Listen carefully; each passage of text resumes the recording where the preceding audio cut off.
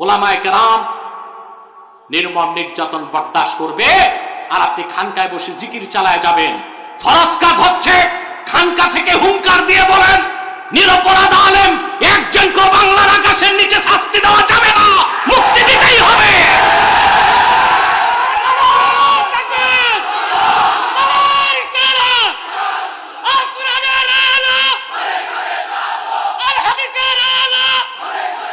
আমার দেশে দেখতে পাই 7 খুনের নিকৃষ্ট হত্যাকারীর হাতে করা থাকে, রশি থাকে না। আলেমের কোমরে রশি বেঁধে টানার অধিকার কে দিয়েছে তোমাদেরকে?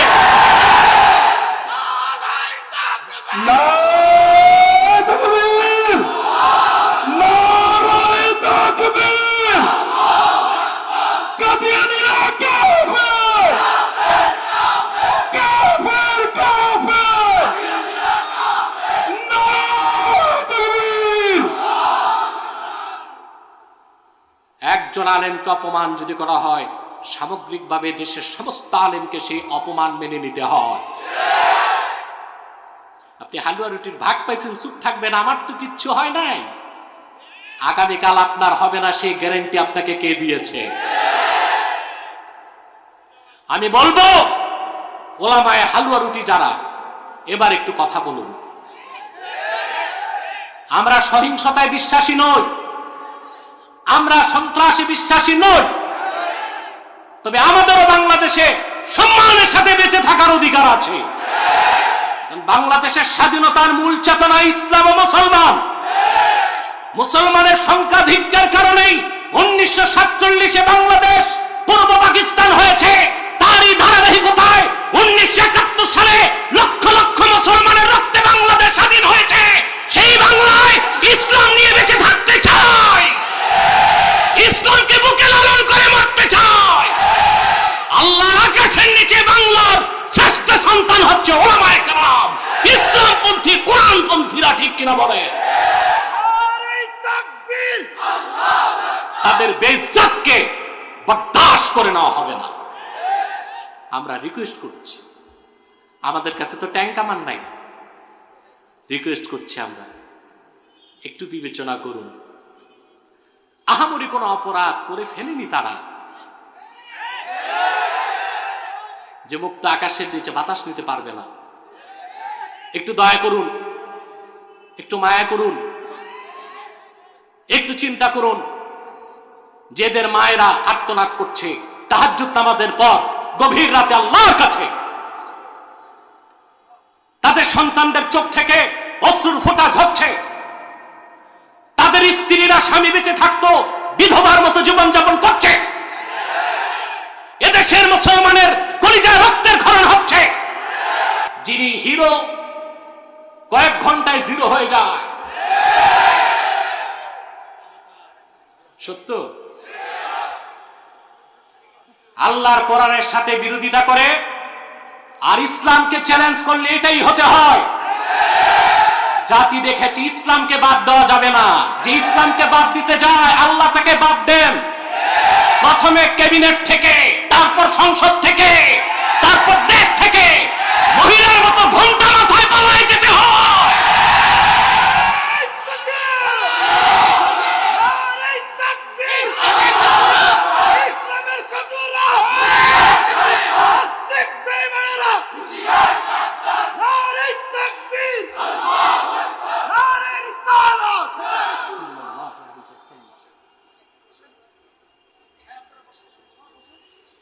সম্মানিত সুধী,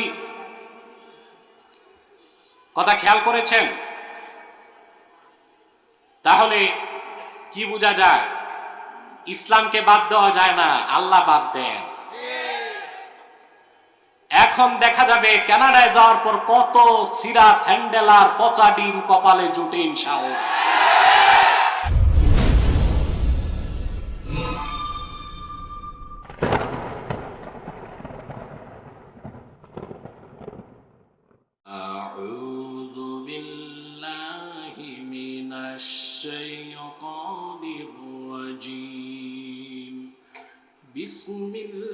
বিসমিল্লাহির রাহমানির রাহিম। هدى للمتقين الذين يؤمنون بالغيب ويقيمون الصلاة ومما رزقناهم ينفقون صدق الله العظيم وصدق رسوله النبي الكريم ونحن على ذلك من الشاهدين والشاكرين والحمد لله رب العالمين إن الله وملائكته يصلون على النبي يا أيها الذين آمنوا صلوا عليه وسلموا تسليما اللهم صل على سيدنا مولانا محمد وعلى آله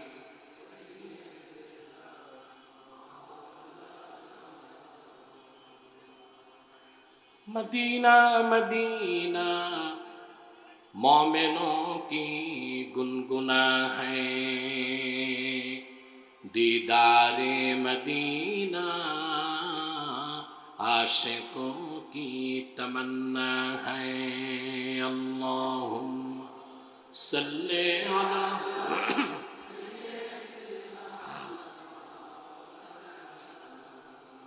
वअला आलि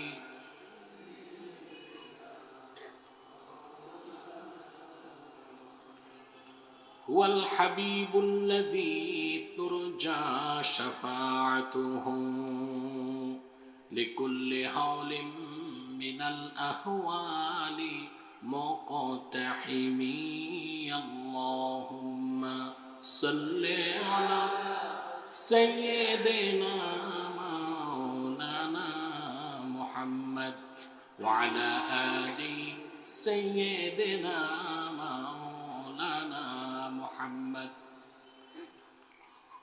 محمد رسول الله صلى الله عليه وسلم ختم الله به النبوة وحكما لا نبي بعده بلغ العلا بكماله حسنت جميع خصاله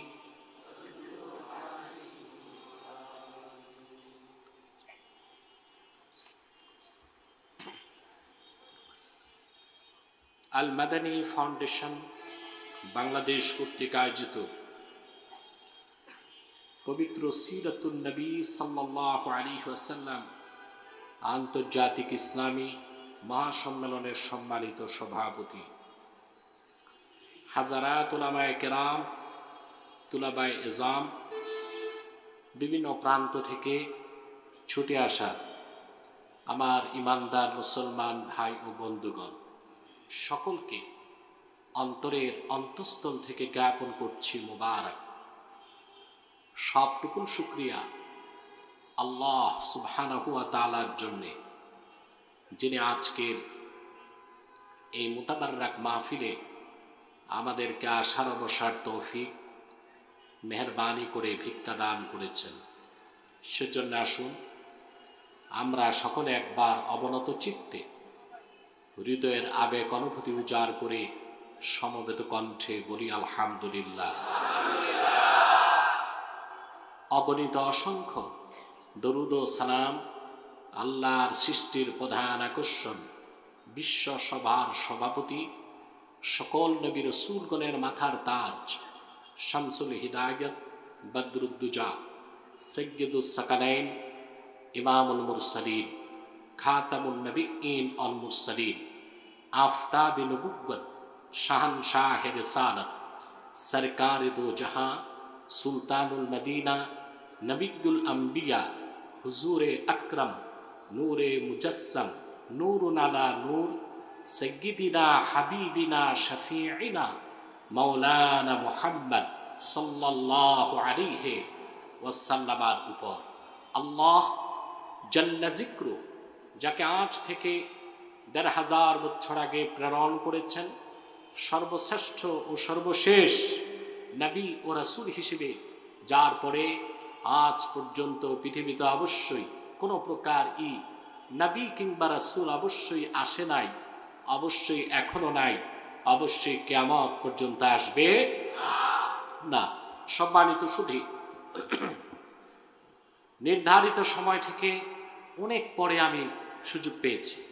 আমি দেখেছি দেশের স্বনামধন্য অনেক ইসলামিক স্কলার পীরমা সাহেবগণ ছিলেন, তারা সুযোগ নিয়েছেন আগে, আর যুবক মানুষকে সুযোগ দিয়েছে পরে। হ্যাঁ, বয়সের দিক থেকে এই প্রায়োরিটি তারা পেতেই পারেন, ঠিক কিনা? তবে আমি চিন্তিত আপনাদের ধৈর্যের ভাত আবার ভেঙে যায় কিনা। সম্মানিত সুধী, আপনারা দুদিন দেশ বরেণ্য আলেমদের জবান থেকে সারগর্ভ বক্তব্য শুনেছেন, আলহামদুলিল্লাহ। কোরআন সুন্নাহ ভিত্তিক যে কথাগুলো হয়েছে, আল্লাহ পাক যেন তা আমাদের স্মৃতির পাতায় স্থায়ী রূপ দান করেন, আর সকল ভুল ভ্রান্তি যেন মেহেরবানি করে তিনি মুছে দেন। বলুন আল্লাহুম্মা আমিন। আজকে আপনাদের সামনে সব দিক লক্ষ্য করে একটি গুরুত্বপূর্ণ বিষয়ে কিছু কথা তুলে ধরতে চাই। সেই লক্ষ্যে কোরআন কারীম সূরাতুল বাকারা শুরু থেকে একটি আয়াতের অংশ বিশেষ আমি তেলাওয়াত করেছি। খুব সংক্ষেপে নির্ভরযোগ্য মুফাসসির এবং মুহাদ্দিসগণের দৃষ্টিকোণ থেকে কিছু কথা আপনাদের সামনে তুলে ধরার চেষ্টা করব, যদি আল্লাহ পাক আমাকে তৌফিক দান করেন। বলুন আল্লাহুম্মা আমিন। আলোচনার পূর্বে আমি আপনাদেরকে বলবো, আমি যেখানে যে মানুষ প্রশ্ন দিয়ে থাকে, যদি দিতে হয় পরিচালক যিনি সাব্বির সাহেব কোথায়, তার হাতে দিবেন। যে প্রশ্নটির উত্তর প্রয়োজন তিনি মনে করেন সেটির উত্তর আমি দিব, কারণ একটি মাহফিল করতে লক্ষ লক্ষ টাকা খরচ হয়, ঠিক কিনা? কিন্তু আপনি এসে একটি প্রশ্ন করবেন, এটা খুব সহজ। সেজন্যে কর্তৃপক্ষ যদি মনে করে প্রশ্নের উত্তরগুলো প্রয়োজন, আমরা ইনশাআল্লাহ দেবার চেষ্টা করব। ভূমিকাতে একটি কথাই বলবো, আপনারা যারা এখানে এসেছেন আর বসে আছেন, আসার পেছনে বসার পেছনে পার্থিব জাগতিক কোনো স্বার্থ আমাদের নেই। আমরা এসেছি একমাত্র আল্লাহ তার হাবিব সাল্লাল্লাহু আলাইহি ওয়াসাল্লামের রেজামন্দি হাসিল করার জন্য, ঠিক কিনা বলে? হেঁটে এসেছেন, প্রতি কদমে আল্লাহ পাক 10টি নেকি দান করেছেন। বসে আছেন, প্রতি শ্বাসে 10টি নেকি আল্লাহ তাআলা দিচ্ছেন। যদি বাড়ি যাবার আগে মৃত্যু হয়ে যায়, জিহাদ ফি সাবিলিল্লাহতে মৃত্যুর মতো শাহাদাতের সওয়াব আল্লাহ পাক দান করে দিবেন। বাড়ি থেকে যতদূর মৃত্যু হবে ততটুক জায়গা কবরে বেহেশতের বাগান করে দিবেন। এতে আমরা খুশি না বেজার? সম্মানিত সুধী, কোরআন কারীমের সঙ্গে সম্পর্ক স্থাপন করলে দাম বেড়ে যায়, ঠিক কিনা? অনেক বাড়ে। ইহকালীন কল্যাণ ও পরকালীন মুক্তির জন্য সকল কথাই আল্লাহ তাআলা কোরআন কারীমের মধ্যে বলে দিয়েছে। আমরা সফলতা চাই, কি চাই? সফলতা দুই দিক নির্ভর করে, ইহকালীন কল্যাণ, পরকালের মুক্তি, ঠিক কিনা? আমরা তো শুধু আখিরাত চাই না, না দুনিয়াও চাই? জবান খুলে কথা বলেন। দুনিয়াও তো দরকার আছে, দুনিয়া ততটুক, প্রয়োজন যতটুক। আল্লাহ কিন্তু আলেম ওলামা পীর মাশায়েখ এই জন্য বানান নাই শুধু তারা মসজিদ মাদ্রাসা খানকা নিয়ে থাকবে, আর দুনিয়ার বাকি অংশ দেখবে ফাসেক ফাজেল লম্পট স্বৈরাচার অবিচারকারী আর সন্ত্রাসীরা। এই জন্য আল্লাহ মুসলমানকে বানান নাই। মুসলমানকে আল্লাহ তৈরি করেছেন ব্যক্তি জীবন, সমাজ জীবন, রাষ্ট্র জীবন, গোটা বিশ্বের নেতৃত্বের জন্য আল্লাহ উম্মতে মুহাম্মদীকে নির্বাচন করেছে। কিনা? আল্লাহ তাআলা সে কথা কোরআন কারীমে বলেছেন, কুনতুম খায়রা উম্মাতিন উখরিজাত লিন-নাস তা'মুরুনা বিল মা'রুফি ওয়া তানহাউনা আনিল মুনকার। তোমরাই শ্রেষ্ঠ জাতি। উখরিজাত লিন-নাস আই আখরাজাকুমুল্লাহু লিনাফইন নাস, আল্লাহ তোমাদের বের করেছেন গোটা বিশ্ব মানবতার কল্যাণে। সুবহান। তাহলে আমাদের দুনিয়াও লাগবে, আখিরাতও লাগবে কিনা? কেন বলছি? এক সমাজে এক শ্রেণীর লোক আছে, তাদের চিন্তা চেতনায় এইটা যে পীর মাশায়েখরা বসে থাকবেন মসজিদ মাদ্রাসা খানকায়, দুধ সবজি কলা ঘি আর মাখন তাদেরকে দিব, বাকি আমরা কি করি সমাজে রাষ্ট্রে তা দেখার তাদের দরকার নাই। না, এই জন্য আল্লাহ আমাদেরকে তৈরি করে না। আমাদের দুনিয়াও লাগবে, আখিরাতও লাগবে। লাগবে কিনা? আপনি দেখেন না কোরআন শরীফে শ্রেষ্ঠ দোয়া কোনটা? রব্বানা আতিনা ফিদ দুনিয়া হাসানাতাও ওয়া ফিল আখিরাতি হাসানাতাও ওয়া কিনা আযাবান নার।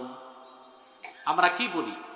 হে আমাদের রব, তুমি আমাদেরকে এই দুনিয়াতে হাসানা দাও, পরকালে হাসানা দাও, জাহান্নামের আগুন থেকে বাঁচাও। বলি কি না? দোয়াতে আল্লাহ তাআলা যে চাইতে বললেন, আগে আখিরাত নাকি দুনিয়া? দুনিয়ার হাসানা, তারপরে আখিরাতের হাসানা। ইমাম জালালউদ্দিন সুয়ুতী রাহমাতুল্লাহর মতে দুনিয়ার হাসানা হচ্ছে আল্লাহ তাআলা কাউকে যদি একটি প্রশস্ত বাড়ি আর ইমানদার সতীসাধ্বী চরিত্রবতী নারী দান করেন, সে দুনিয়ার 16 আনা হাসানা পেয়ে গেল। একটি প্রশস্ত বাড়ি আর চরিত্রবতী নেককার সুন্দরী নারী স্ত্রী হিসেবে যে পেল, সে দুনিয়ার হাসানা পেয়ে গেল। আর আখিরাতের হাসানা হচ্ছে বিনা আযাবে, কম হিসাবে, ফার্স্ট চান্সে জান্নাত। আবার বলছি, দুনিয়ার হাসানা একটি প্রশস্ত বাড়ি আর একটি সুন্দরী চরিত্রবতী নারী, আর আখিরাতের হাসানা হচ্ছে বিনা আযাবে, কম হিসাবে, ফার্স্ট চান্সে আল্লাহর জান্নাত। আপনার তো ফার্স্ট চান্সে জান্নাত চান না সেকেন্ড চান্সও চান? আল্লাহ কবুল করুন। এখানে আল্লাহ দুনিয়ার কথাও বলেছেন, আখিরাতের কথাও, ঠিক কিনা? হযরত আনাস ইবনে মালিক রাদিয়াল্লাহু তাআলা, আল্লাহর হাবিব সাল্লাল্লাহু আলাইহি ওয়াসাল্লাম মক্কা থেকে হিজরত করে যখন মদিনাতুল মুনাওয়ারাতে গেলেন, হযরত আনাসের বয়স ছিল তখন 10 বছর। কত বছর? তিনি বলেন, খাদিমতুন নবিয়্যা সাল্লাল্লাহু আলাইহি ওয়াসাল্লাম 10 সানাওয়াত, আমি আল্লাহর হাবিবের খেদমত করেছি 10 বছর। তিনি বলেন, আল্লাহর হাবিব যখন মক্কা থেকে হিজরত করে মদিনাতুল মুনাওয়ারাতে আসলেন, আমার মা আমাকে রাসূলুল্লাহর কদমে নিয়ে গেলেন আর বললেন, খুআইদিমুকা আনাস ইয়া রাসূলুল্লাহ, হে আল্লাহর রাসূল, আপনার সাহাবীগণের মধ্যে সবচেয়ে কম বয়সের খাদেম আনাস, আমার কলিজার টুকরা আনাসকে আমি আপনার কদমে সুপর্দ করে দিলাম। এই সন্তান আর আমার দরকার নাই, শুধুমাত্র সারা জিন্দেগি সে আপনি রাসূলুল্লাহর কদমে থেকে খেদমত করে যাবে। তবে আমার হৃদয়ের একটি আকাঙ্ক্ষা, আপনি আমার সামনে তাকে একটু দোয়া করে দেন।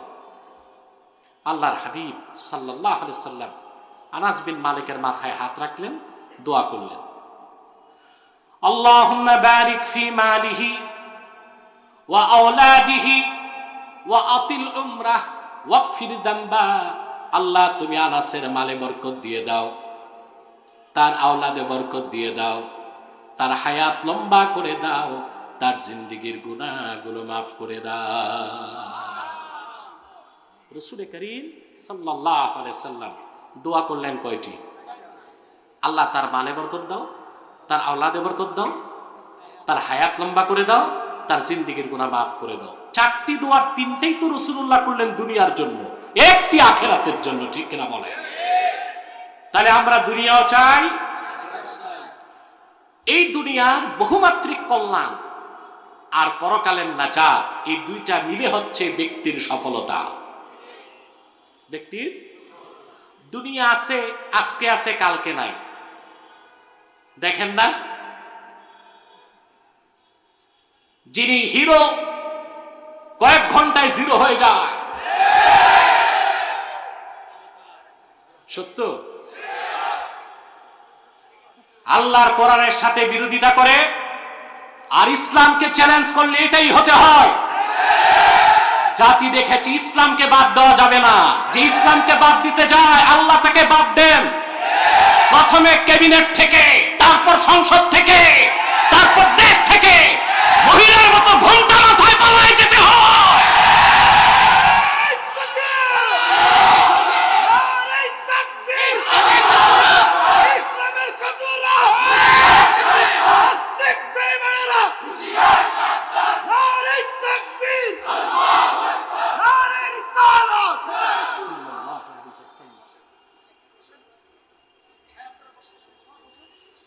সম্মানিত সুধী, কথা খেয়াল করেছেন?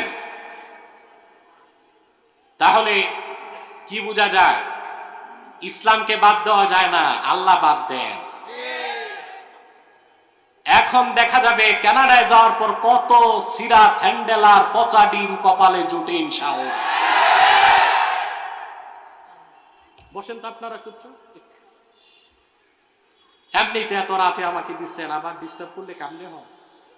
একদম ধৈর্যের সাথে বসে। তাহলে সফলতা ব্যক্তির নির্ভর করে দুই দিকে, ইহকালীন কল্যাণ, পরকালীন মুক্তি। আর সেটা দিতে পারে কে? দিবে? আরো জোরে কে দিবে? ঠিক কিনা? সেই ইহকালীন কল্যাণ ও পরকালীন মুক্তির জন্য কিছু কথা আমি শুরু থেকে পড়লাম। আসলে এবার আল্লাহ কি বলেছেন তা শুনি। আমার সঙ্গে আপনারাও তিলাওয়াত করুন, যেন প্রতিটি অক্ষরে নূর আল্লাহ তাআলা আমাদের সিনায় মানকুশ করে দেন। পড়ুন, আউযু বিল্লাহি মিনাশ শাইতানির রাজীম, বিসমিল্লাহির রাহমানির রাহিম, হুদাল লিল মুত্তাকিন আল্লাযীনা ইউমিনুনা বিল গায়বি ওয়া ইউকিমুনাস সালাতা ওয়া মিম্মা রাযাকনাহুম ইউনফিকুন। সাদাকাল্লাহুল আযীম। পড়ুন, সাদাকাল্লাহুল আযীম ওয়া সাদাকা রাসূলুহুন নবিয়্যুল কারীম ওয়া নাহনু আলা যালিকা মিনাশ শাহিদিন ওয়াশ শাকিরিন ওয়ালহামদুলিল্লাহি রাব্বিল আলামিন। আল্লাহ তাআলা কোরআন কারীমের শুরুতেই বলেন হুদাল লিল মুত্তাকিন। ইমাম রাজি এখানে তাফসীর করেন হুদা ইউফিদু মা'না ইসমিল ফাইল। এই ইসমে মাসদারটি ইসমে ফাইলের অর্থ দিবে, অর্থাৎ হুদাল লিল মুত্তাকিন, হাদিন লিল মুত্তাকিন। কোরআন হচ্ছে মুত্তাকিগণের জন্য পথ প্রদর্শক। বলেন সুবহানাল্লাহ। কে বলেছেন? কোরআন কারীম শুধু মুত্তাকিগণের জন্য পথ প্রদর্শক নয়, আল্লাহ বিভিন্ন জায়গায় কথাটি বলেছে সকল মুসলমানের জন্য পথ প্রদর্শক। শুধু মুসলমানের জন্য পথ প্রদর্শক নয়, যত মানুষ আছে সকল গোত্রের, বর্ণের, বংশের মানুষের জন্য কোরআন পথ প্রদর্শক। ঠিক কিনা? যেমন আল্লাহ তাআলা বলেন وَنَزَّلْنَا عَلَيْكَ الْكِتَابَ تِبْيَانًا لِكُلِّ شَيْءٍ وَهُدًى وَرَحْمَةً وَبُشْرَى لِلْمُسْلِمِينَ। আল্লাহ রাব্বুল আলামিন বলেন, মুহাম্মদ সাল্লাল্লাহু আলাইহি ওয়াসাল্লাম, এই কোরআন আপনার উপর আমি নাজিল করেছি তিবয়ানাল লিকুল্লি শাই, সব কিছু সুস্পষ্ট ব্যাখ্যা হিসেবে। সব কথা যেখানে আছে, আকাশের উপরের কথা, তার নিচের কথা, জমিনের উপরের কথা, তার নিচের কথা, ইহকালীন কল্যাণ এবং পরকালীন মুক্তির জন্য যত কথা আছে সব আমি আল্লাহ পাক সূক্ষ্মাতি সূক্ষ্মভাবে পুঙ্খানুপুঙ্খভাবে কোরআনে বয়ান করে দিয়েছি। ওয়া হুদা ওয়া রাহমা ওয়া বুশরা লিল মুসলিমিন, পৃথিবীর সব মুসলমানের জন্য কোরআন সুসংবাদের বাহন এবং রহমতের কাণ্ডার এবং পথ প্রদর্শনকারী। বলেন সুবহানাল্লাহ। তাহলে আমরা দেখতে পাচ্ছি কোরআন হুদাল্লিল মুত্তাকিন এবং কোরআন হুদাল্লিল মুসলিমিন, ঠিক কিনা? প্রশ্ন আসে, বাকি যারা মানুষ আছে পৃথিবীতে, যে বর্ণের হোক বংশের হোক, কি আস্তিক কি নাস্তিক, কি ডানপন্থী কি বামপন্থী, কি শ্বেতাঙ্গ কি কৃষ্ণাঙ্গ, কি সংশয়বাদী কি অবিশ্বাসী, তাদের জন্য কি কোরআন পথ প্রদর্শক নয়? জোরে বলেন। জবাব আল্লাহ দিয়েছেন, শাহরু রমাদান আল্লাযী উনজিলা ফীহিল কুরআনু হুদাল লিন-নাসি ওয়া বায়্যিনাতিম মিনাল হুদা ওয়াল ফুরকান। এই কোরআন হুদাল লিন-নাস, পৃথিবীর সকল যুগের দেশের বর্ণের বংশের মানুষের জন্য কোরআন হচ্ছে পথ প্রদর্শনকারী, হেদায়েতকারী। বলেন সুবহানাল্লাহ। কয়টি কথা পেলাম? হুদাল্লিল মুত্তাকিন, হুদাল্লিল মুসলিমিন, হুদাল্লিন নাস, ঠিক কিনা? প্রশ্ন আসে কেন? আল্লাহ তাআলা তো শুরুতেই বলতে পারতেন হুদাল্লিন নাস, সব মানুষের জন্য পথ প্রদর্শক। সেখানে তো মুসলিম আছে, অমুসলিম আছে, হিন্দু বৌদ্ধ খ্রিস্টান সবাই আছে, তা না বলে তিনি কথাটিকে ক্লাসিফাইড শ্রেণীবিন্যাস কেন করেছেন? প্রশ্ন আসে না? বলেন। এই জবাব দিতে যে বিশ্ববরণ্য মুফাসসির ইমামে বায়জাবি রাহমাতুল্লাহ লেখেন, পৃথিবীর সমস্ত মানুষ আল্লাহর কোরআন থেকে যতটুকু হেদায়েত লাভ করবে, উপকার লাভ করবে, তার চেয়ে বেশি উপকার লাভ করবে বিশ্বাসীগণ, মুসলমানগণ। আর যারা মুত্তাকি হয়ে যাবে তারা আল্লাহর কোরআনের 16 আনা উপকার ও কল্যাণ পেয়ে যাবে। এখন বলুন, আমাদের কি হতে হবে? শুধু মানুষ আছি তাতে চলবে, না মুসলিম হতে হবে? শুধু মুসলিম হলে চলবে, না মুত্তাকি হতে হবে? সুবহানাল্লাহি বিহামদি। আল্লাহ যেন আমাদের প্রত্যেককে মুত্তাকি হিসেবে কবুল করে নেন। বলেন আল্লাহুম্মা আমিন। পাশাপাশি প্রশ্ন আসে, যা ইমামে বায়জাবি সুয়ালে মুকাদ্দারের জবাব দিয়েছেন, কোরআন তো সবার জন্য পথ প্রদর্শক, তারপরও কোরআনের হেদায়েত থেকে যে বঞ্চিত হবে তার ক্ষেত্রে আমাদের ফায়সালা কি? হেদায়েত থেকে বঞ্চিত হচ্ছে না মানুষ? এটার জবাবে ইমাম বায়জাবি লেখেন, কোরআন কারীম হচ্ছে কাগজা সালেহ, অতি উত্তম বেহেশতের খোরাক, জান্নাতি খাবার তুল্য, অনেক দামি খাবার, ভালো জিনিস। সবার তো সহ্য হয় না, বরদাস্ত হয় না, সবাই খেতে পারে না। পারে? এটার আবার চমৎকার উদাহরণ দিয়েছেন জালালউদ্দিন রুমি রাহমাতুল্লাহি আলাইহি তার কিতাবে। তিনি বলেন, গল্পের আকারে তিনি বলেন, বাগদাদের পার্শ্ববর্তী অঞ্চলে শহরতলিতে ছিল আত্তারদের আস্তানা। আত্তার বলা হয় যারা আতর তৈরি করে এবং বিক্রি করে, বুঝলেন? তাদের দোকানপাট ছিল বাগদাদ শহরে। আর শহরতলিতে ছিল চামড়া ব্যবসায়ী, চামার যারা চামার, তাদের বাড়িঘর। কোথায় আত্তার, কোথায় চামার, পার্থক্য আছে না? একদল কি, আরেকদল চামড়া ব্যবসা। চামড়ার যে কি গন্ধ তা আপনাদের নতুন করে বুঝাবার দরকার নাই।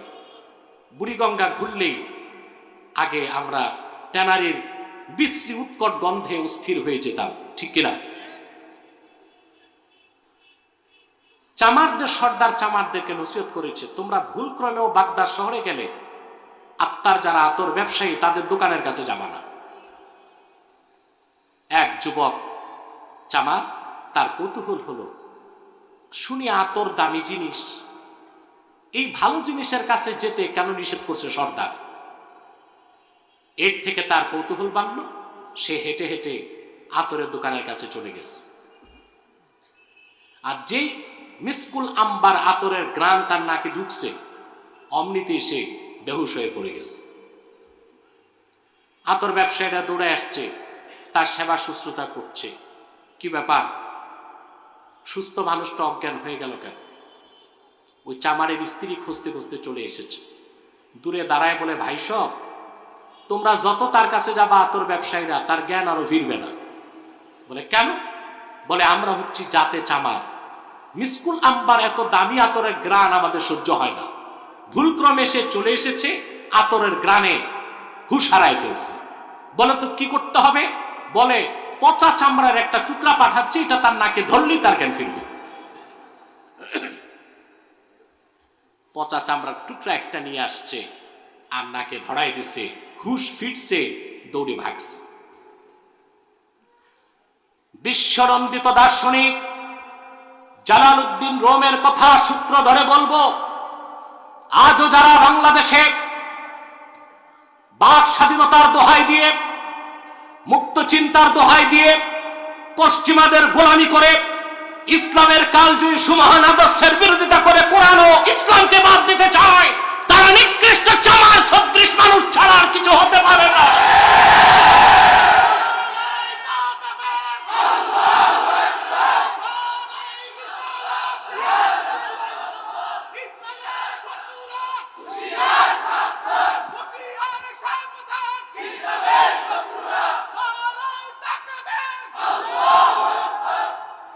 তাহলে আল্লাহর কোরআনের হেদায়েত থেকে যারা বঞ্চিত, দুর্বলতা তাদের, কোরআন শরীফের কোনো দুর্বলতা নাই। ওনারা আবার মাঝে মধ্যে কোরআন শরীফ স্টাডি করে, কায়দা বগদাদিটা পড়ে নেই, কোরআন শরীফ চর্চা করে। বলে আমরাও তো কোরআন হাদিস পড়ি। জিজ্ঞেস করা হয় একটু কায়দা বগদাদিটা পড়েন, তাও কিন্তু পারবে না। এত সহজ কোরআন শরীফ পড়া আর বুঝা, তাহলে মাদ্রাসা কি দরকার? গিরিশচন্দ্র সেন কোরআন কারীমের অনুবাদ করেছে, আমরা জানি, ঠিক কিনা? মনে রাখবেন, সে প্রথম বাংলা অনুবাদক নয়। হিন্দুরা আমাদেরকে ভুল ইতিহাস শিখিয়েছে। কোরআন শরীফের প্রথম বাংলা অনুবাদক বাংলাদেশের মৌলভী আব্দুর রহমান বসুনিয়া, সপ্তম অনুবাদক ছিল গিরিশচন্দ্র সেন। অনুবাদ করতে যেও তাকে আরবি ভাষা পড়তে হয়েছে 17 বছর। কত বছর? জোরে বলেন। আর ওনারা বুদ্ধিজীবী হয়ে গেছে, মানে এতই সহজ ভাবতেছে কোরআন শরীফ পড়বে আর বুঝে যাবে। কোরআন বুঝতে বুদ্ধিতে চলবে না, জ্ঞান লাগবে, হিকমা। তোমরা যে বুদ্ধি মাথায় রাখো, তার অনেক বেশি বুদ্ধি বানরের মাথায় আছে, হনুমানের মাথায় আছে, বাবুই পাখির আছে, মৌমাছির আছে। বুদ্ধি আছে বলেই তো মৌচাক বানায়, বাবুই তার ঘর বানায়, বানর বান্দরামি করে। কোরআন বুঝতে বুদ্ধিতে চলবে না, বুদ্ধির ফলাফল ভালো হয় না। বুদ্ধি যত বাড়ে, মাথার চুল তত পড়ে। তারপর এক সময় দেখা যায় সাফা চাট স্টেডিয়াম। আমি চিন্তা করে দেখছি, মাথার বাইরেও কিছু নাই, ভিতরেও কিছু নাই, ঠিক কিনা? বাইরেও কিছু নাই, ভিতরেও কিছু নাই। এই কোরআন থেকে উপকার নিতে হিকমা লাগবে, ইলম, ওটা ভিন্ন জিনিস, ঠিক কিনা বলে? তাহলে আমরা কি বুঝলাম? কোরআন কারীম সবার জন্য পথ প্রদর্শক, মুত্তাকিদের জন্য পথ প্রদর্শক, সকল মুসলমানের জন্য পথ প্রদর্শক, সকল মানুষের জন্য পথ প্রদর্শক। আমাদেরকে এখন কি হতে হবে? জোরে বলেন। আল্লাহ তাআলা মুত্তাকি কাকে বলা হয় চিন্তা করেছেন? 6666 খানা আয়াতের মধ্যে আল্লাহ তাআলা বিভিন্ন জায়গায় মুসলমানের বিভিন্ন বিশেষণ উল্লেখ করেছেন, ঠিক কিনা? কোথাও উম্মতে মুহাম্মাদীকে বলেছেন মুমিনিন, কোথাও মুসলিমিন, কোথাও মুহসিনিন, কোথাও মুখলিসিন, কোথাও মুখলাসিন, কোথাও জাহিদিন, কোথাও আবেদিন, কোথাও সালেহিন। কিন্তু প্রথম যে বিশেষণটা মুমিনের উল্লেখ করেছেন সেটা হলো হুদাল্লিল মুত্তাকিন। মুমিনের প্রথম বিশেষণটা তিনি নিয়েছেন মুত্তাকিন। কি নিয়েছেন? প্রশ্ন হলো সেই মুত্তাকি হবেন কি করে? যখন কোনো ব্যক্তি ঈমানকে লালন করে সে মুমিন, যখন কেউ শিরক এবং কুফরকে লালন করে সে কাফের ও মুশরিক, যখন কোনো ব্যক্তি তাকওয়াকে হৃদয়ে ধারণ করে তারই নাম মুত্তাকি। এখন তাকওয়া কাকে বলে? কোরআন শরীফে 6টা জিনিসকে আল্লাহ তাকওয়া বলেছেন। কয়টা? জোরে বলেন। 1, আল্লাহ তাআলা খাশিয়াতকে, ভয়কে তাকওয়া বলেছেন। যেমন আল্লাহ রাব্বুল আলামিন সূরা লোকমানে 33 নম্বর আয়াতে আল্লাহ তাআলা বলেন, ইয়া আইয়ুহান নাসু তাকু রাব্বাকুম ওয়াখশাউ ইয়াওমান লা ইয়াজজি ওয়ালিদুন আন ওয়ালাদিহি ওয়ালা মাওলুদুন হুয়া জাযিন আন ওয়ালিদিহি শাইআ। এখানে আল্লাহ তাআলা ইত্তাকু রাব্বাকুম ওয়াখশাউ, এখানে তাকওয়া বলতে আল্লাহ বুঝিয়েছেন খাশিয়াতকে, আল্লাহর ভয়কে। সূরা ফাতাহে 26 নম্বর আয়াতে আল্লাহ তাআলা ঈমানকে তাকওয়া বলেছেন। ঈমানকে কি বলেছেন? যেমন আল্লাহ তাআলা বলেন, ফাআনজালাল্লাহু সাকিনাতাহু আলা রাসূলিহি ওয়া আলাল মুমিনিন ওয়া আলজামাহুম কালিমাতাত তাকওয়া। আল্লাহ পাক তার রাসূল মুহাম্মদ সাল্লাল্লাহু আলাইহি ওয়াসাল্লামের উপর এবং সাহাবায়ে কেরামের উপর সাকিনা নাজিল করেছেন এবং রাসূল করিম সাল্লাল্লাহু আলাইহি ওয়াসাল্লামের সোহবতের কারণে সাহাবায়ে কেরামকে তাকওয়ার উপর প্রতিষ্ঠিত করেছেন। এখানে তাকওয়া মানে ঈমান। তাকওয়া মানে কি? আবার আল্লাহ তাআলা তাওবাকে তাকওয়া বলেছেন সূরাতুল আরাফ 96 নম্বর আয়াতে। আল্লাহ রাব্বুল আলামিন বলেন, ওয়ালাউ আন্না আহলাল কুরা আমানু ওয়াত্তাকাউ লাফাতাহনা আলাইহিম বারাকাতিন মিনাস সামাই ওয়াল আরদ ওয়ালাকিন কাযযাবু ফাআখাযনাহুম বিমা কানু ইয়াকসিবুন। ওয়ালাউ আন্না আহলাল কুরা আমানু ওয়াত্তাকাউ আই আমানু ওয়া তাবু, যদি জনপদের মানুষগুলো ঈমান আনতো, তওবা করত। এখানে তাকওয়ার অর্থ কি ভাই? কথা বলেন। জনপদের মানুষ যদি ঈমান আনতো, তওবা করত, আমি সেই জনপদের মানুষের জন্য আকাশ ও জমিনের বরকতের সব দরজা খুলে দিতাম। এটার প্রমাণ পান আপনারা যে ঈমানদার ঈমান চর্চা করলে, তওবা করলে আল্লাহ যে বরকত রাখেন, এটার প্রমাণ পান।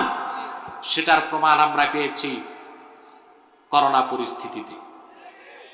করোনায় সারা দুনিয়া বিপর্যস্ত হয়েছে, একটি মুসলিম রাষ্ট্র বিপর্যস্ত হয় না। কিছুটা পানিশমেন্ট হয়েছে, কিন্তু পশ্চিমারা যেভাবে মার খেয়েছে করোনায়, ওই রকম আযাব গজব একটি মুসলিম রাষ্ট্রে আল্লাহ তাআলা দেন নাই। তার উজ্জ্বল উদাহরণ হচ্ছে আমাদের বাংলাদেশ, যেই দেশটিতে লোক আছে 17,46,00,000। কত? ছোট্ট একটা দেশ, 17,46,00,000 মানুষ এই দেশে বসবাস করে। সেই দেশে করোনায় কতটুকু ক্ষতি হয়েছে। যুক্তরাষ্ট্রে যেখানে লক্ষ লক্ষ মানুষ মরেছে, ইউরোপে, আমেরিকায় মানুষের মৃত্যু, লাশের মিছিল দেখেছে মানুষ। বাংলাদেশে করোনায় সেই পরিস্থিতি হয় নাই। এই যে বাংলাদেশ করোনার আযাব থেকে রক্ষা পেয়েছে, তার অর্থনৈতিক প্রবৃদ্ধি ঘটেছে, এটা সরকারের কোনো কৃতিত্ব নয়, এটা আল্লাহর কোরআনের বরকত।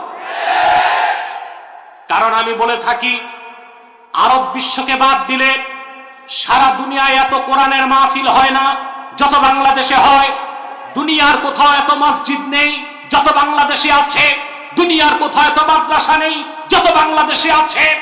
এই দেশে কোরআনের মাহফিলগুলো থেকে কোরআনের আওয়াজ হচ্ছে, মসজিদের মিনারে আযান হচ্ছে, মাদ্রাসাগুলোতে কোরআনের তেলাওয়াত হচ্ছে বলে করোনার আযাব থেকে বাংলাদেশ রক্ষা পেয়েছে। ঠিক কিনা বলেন? আমরা যদি আরেকটু ভালো হইতে পারতাম, আল্লাহর শুকরিয়া আদায় করতাম, ঈমানের উপর মজবুত থাকতাম, পুরাপুরি তওবা করতাম, আমাদের দেশে রহমত বরকত আরো বেশি আসতো। ঠিক কিনা বলেন? তাহলে আমরা দেখতে পাচ্ছি আল্লাহ তাআলা খাশিয়াতকে তাকওয়া বলেছেন, ঈমানকে তাকওয়া বলেছেন, তওবাকে তাকওয়া বলেছেন, তাআতকে, আনুগত্যকে আল্লাহ তাআলা তাকওয়া বলেছেন।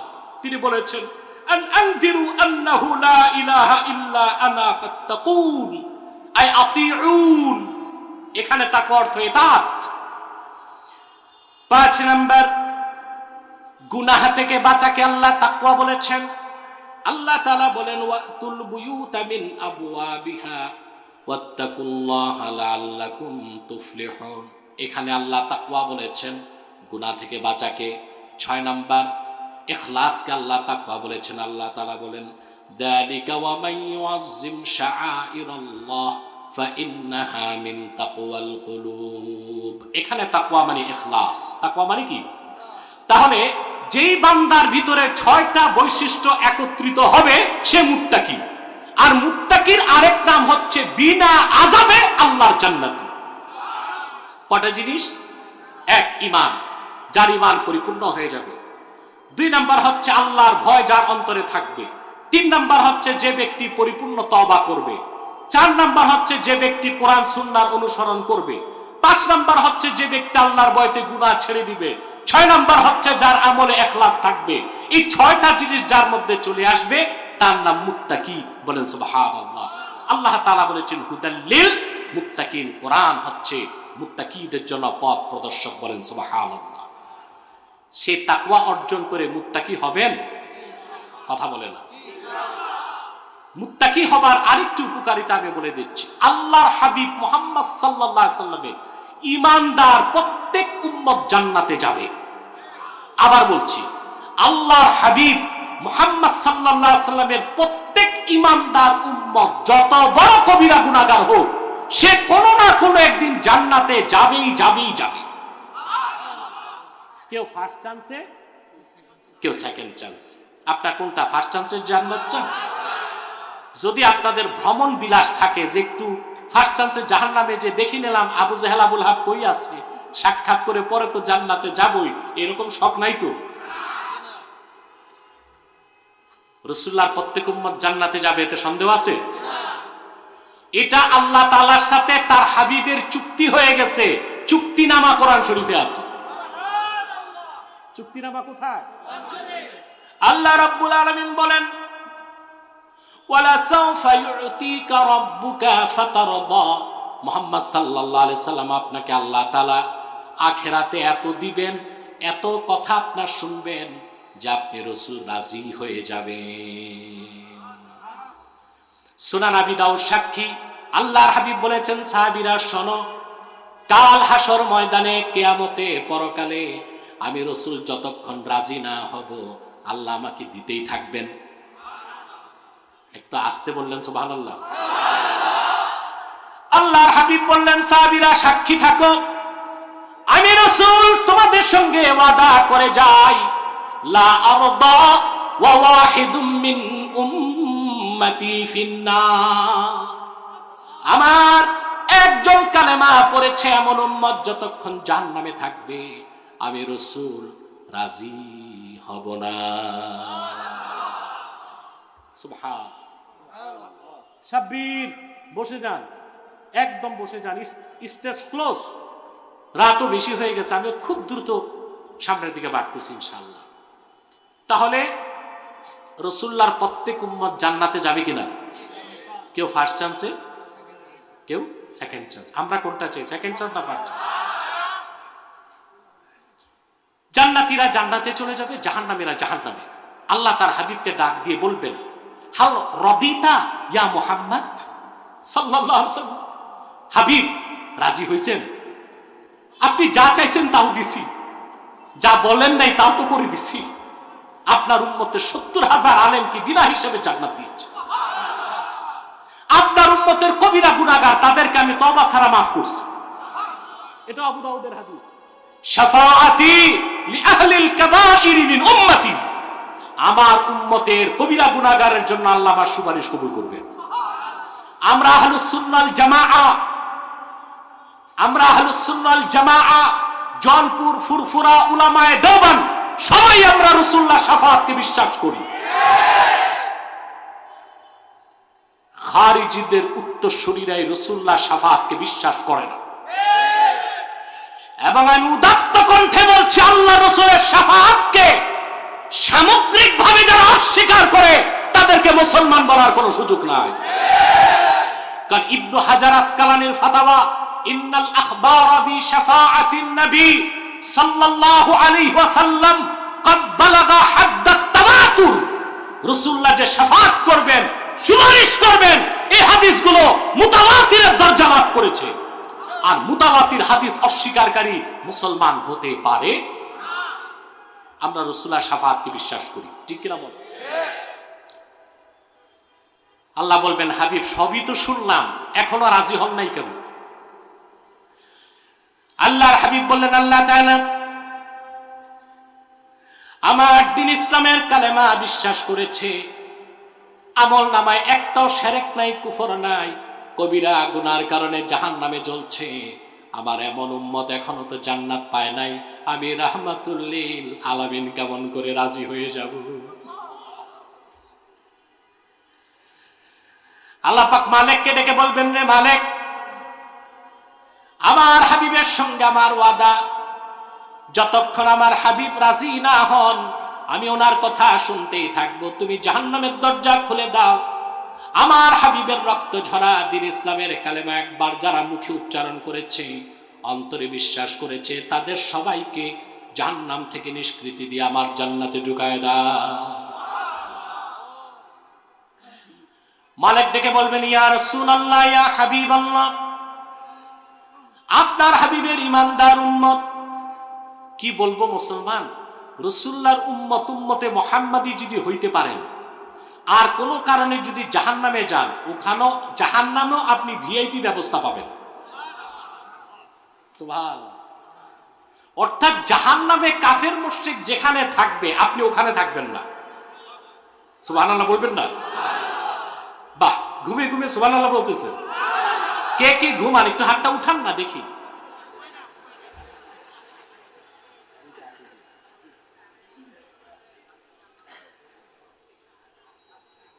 কথা বুঝতেছেন? আমরা ঘুমাবো না, একটু কথা শুনবো। তো আল্লাহ তাআলা তার হাবিবের উম্মতকেও যদি জাহান্নাম দেন, জাহান্নাম দুই প্রকার, একটা নারে কোবরা আর একটা নারে সগরা। উম্মতে মুহাম্মদী যত বড় গুনাহগার হোক, তার ঈমান যদি ঠিক থাকে, তাকে দেওয়া হবে নারে সগরাতে।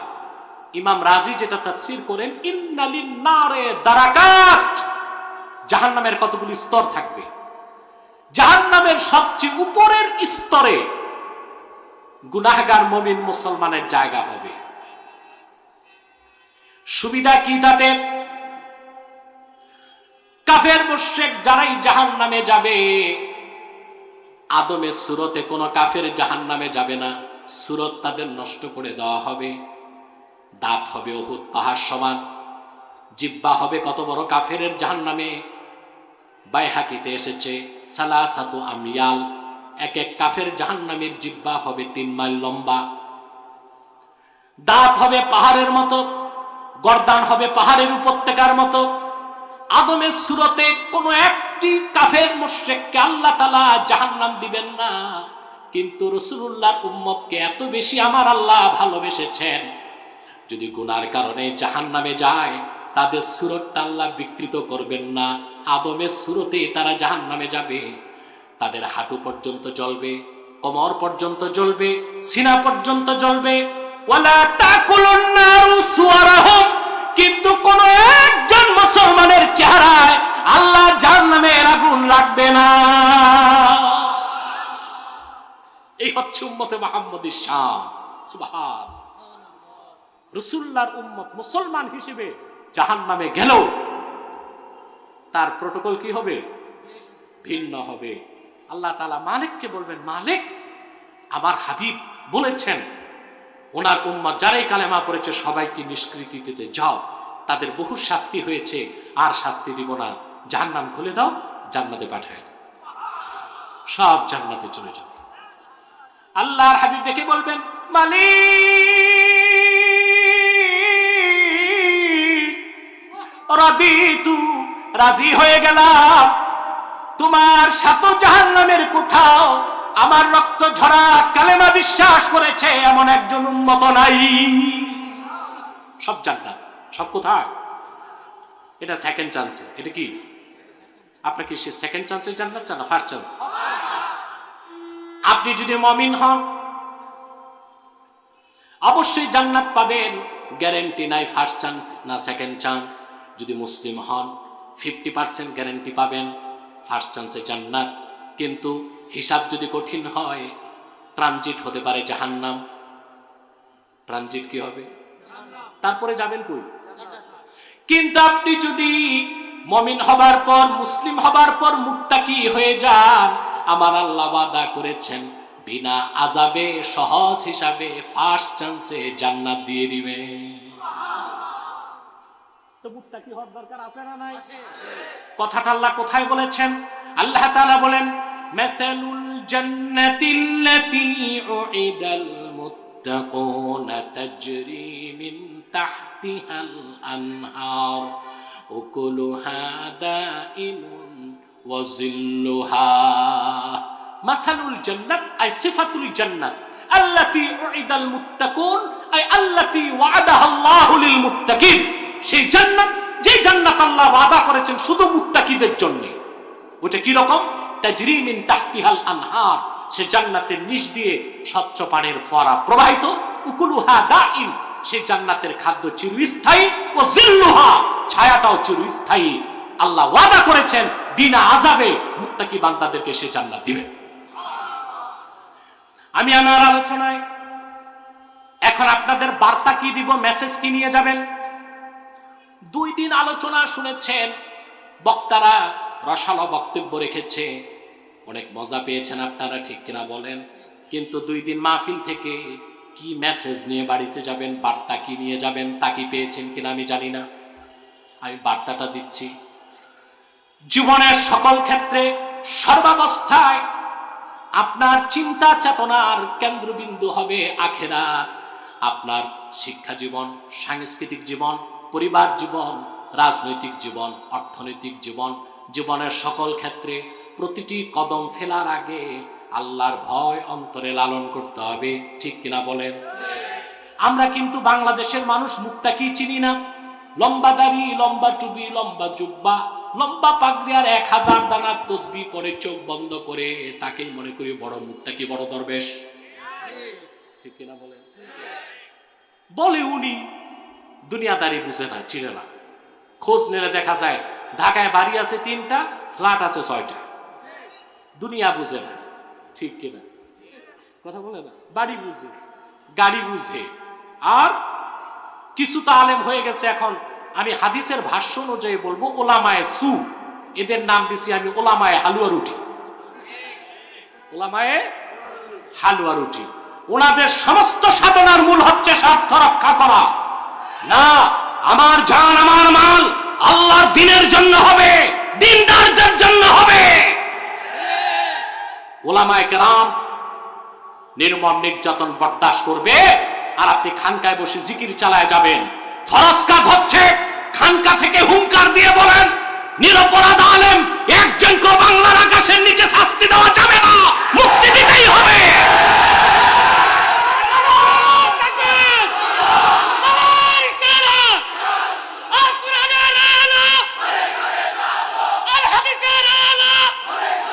আমার দেশে দেখতে পাই 7 খুনের নিকৃষ্ট হত্যাকারীর হাতে করা থাকে, রশি থাকে না। আলেমের কোমরে রশি বেঁধে টানার অধিকার কে দিয়েছে তোমাদেরকে?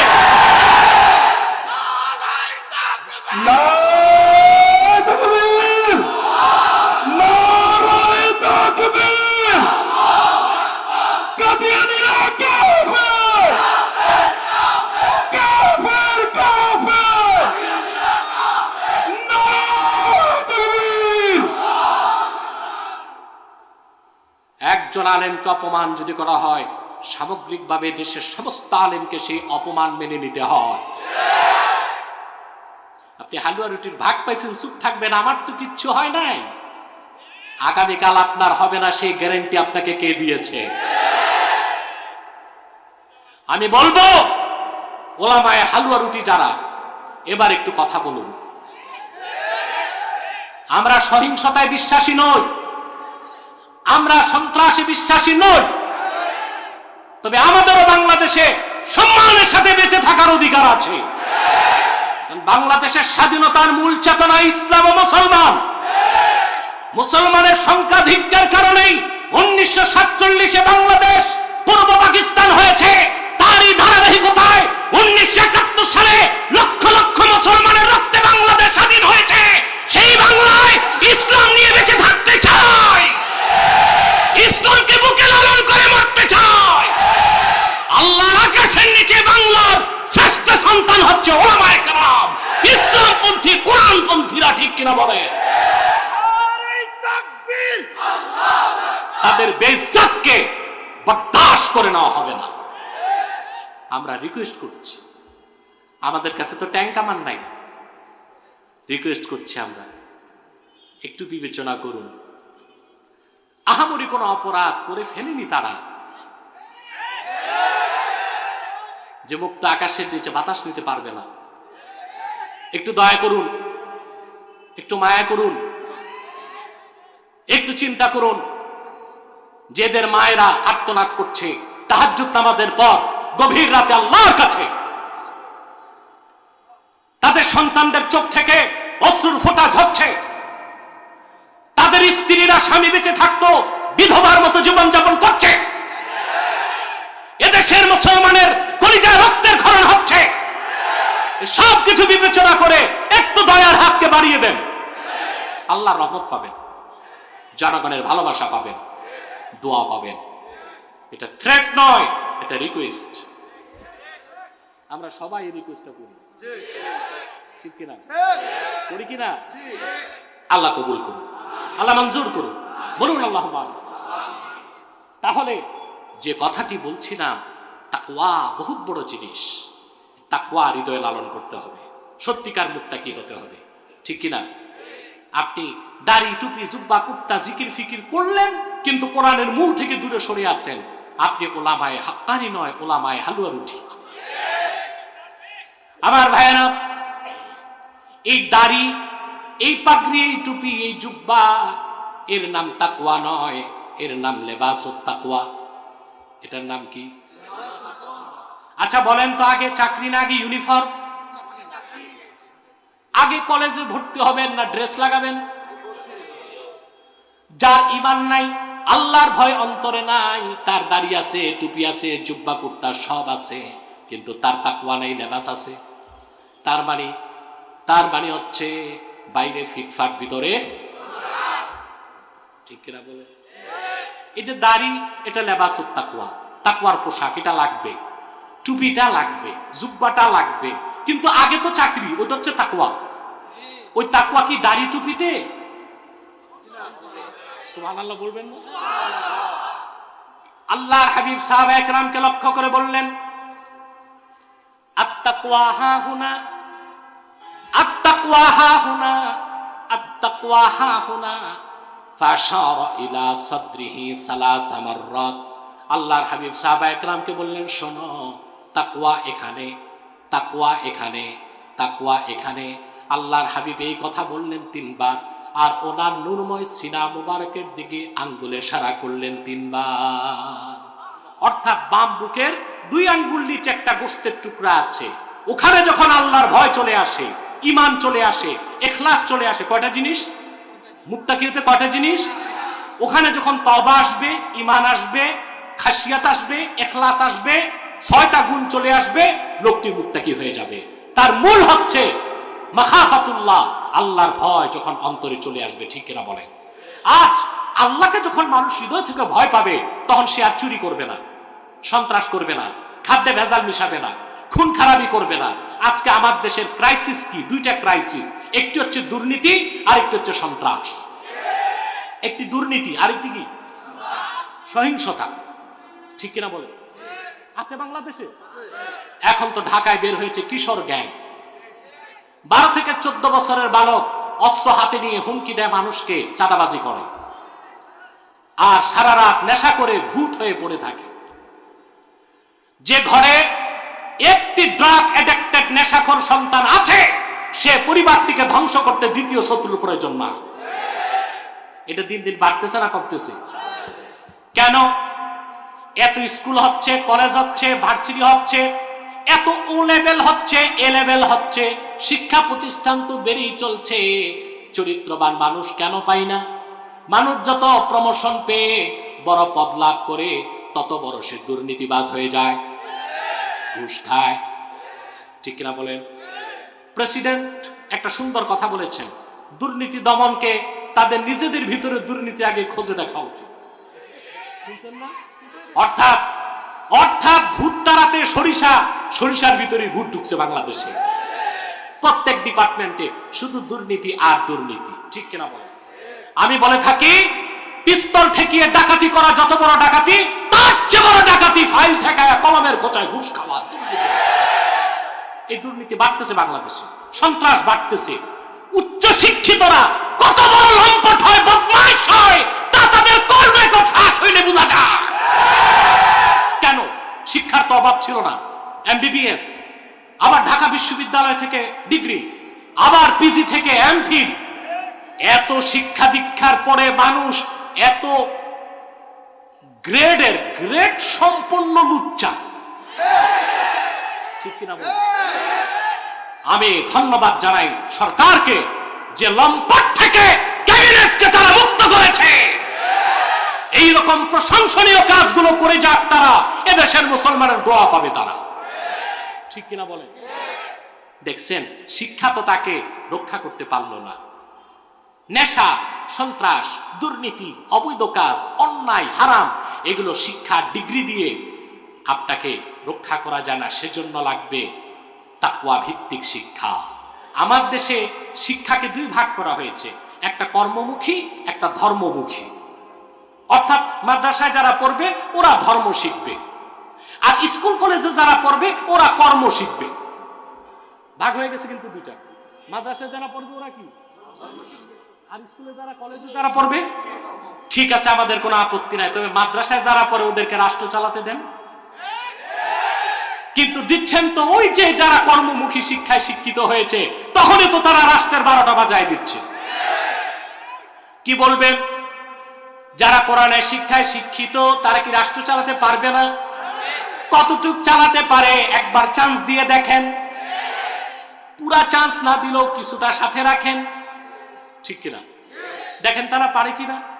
এমন কোন ডিপার্টমেন্ট নাই, এমন কোন বিদ্যা নাই, এমন কোন জ্ঞান নাই যেটা একজন আলেম ইচ্ছে করলে পড়াশোনা করে জানবে না, বুঝবে না। কারণ আলেমের কাছে আছে কোরআনের নূর, তার কাছে মহাসমুদ্রের জ্ঞান, মহাসমুদ্রের তীরে সে দাঁড়িয়ে আছে।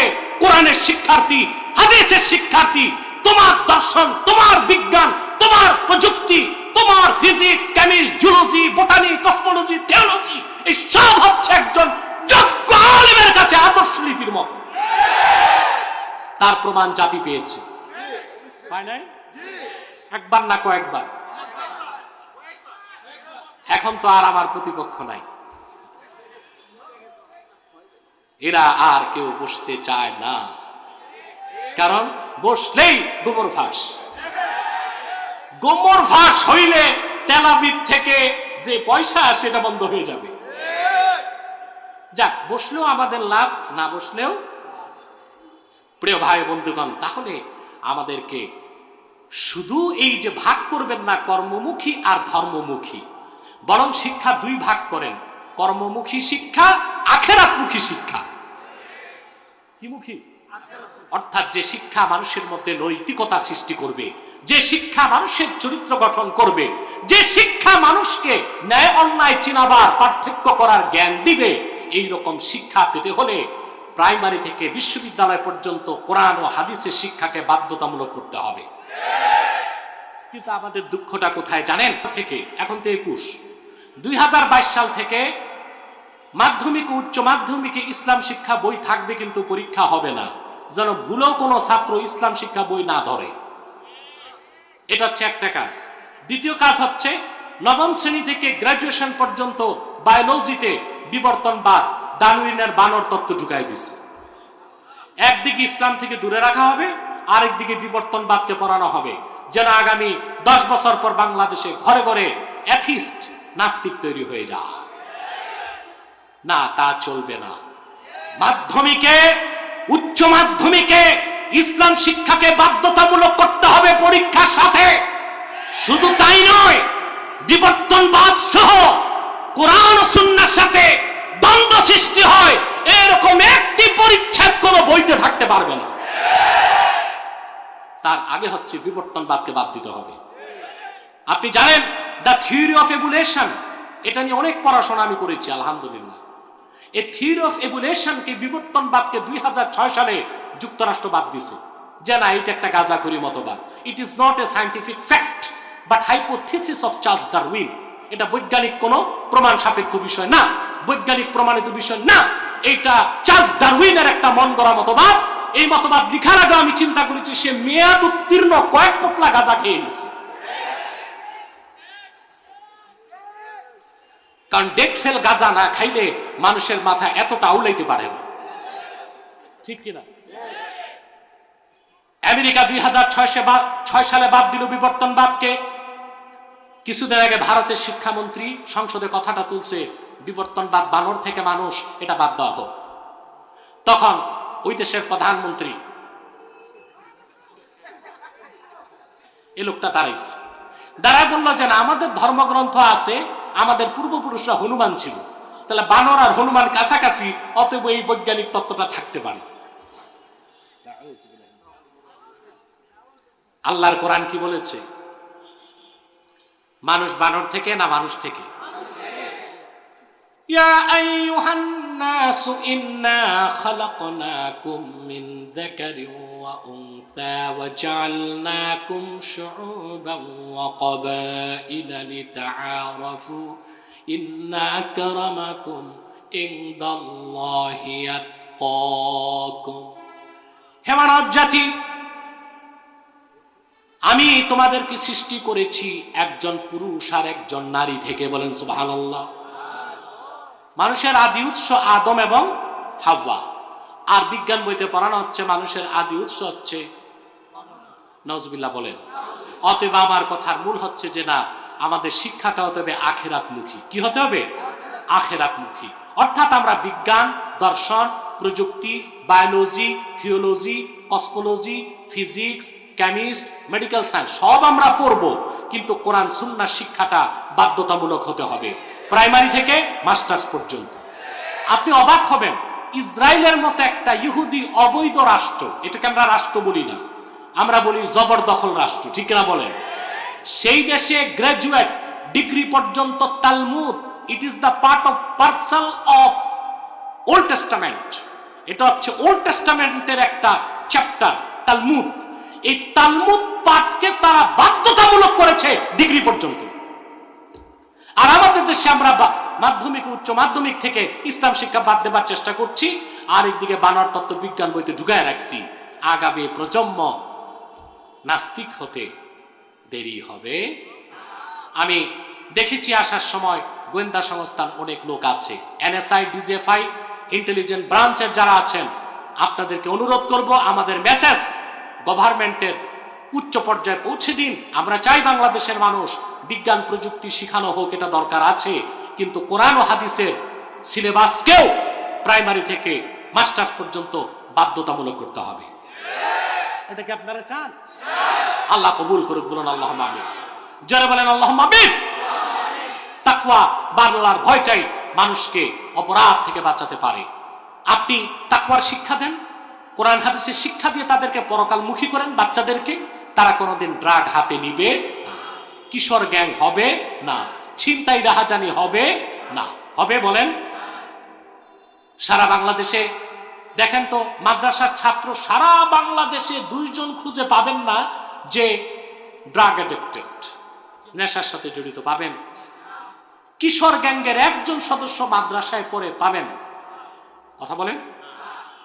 ধর্ষণ বাংলাদেশে বেড়ে গেছে। একটি মাদ্রাসার ছাত্র ধর্ষণ করেছে বাংলাদেশে দেখান তো? কারা করছে? স্কুল কলেজের ছাত্ররা করছে। তাদের এটা কোনো দোষ না।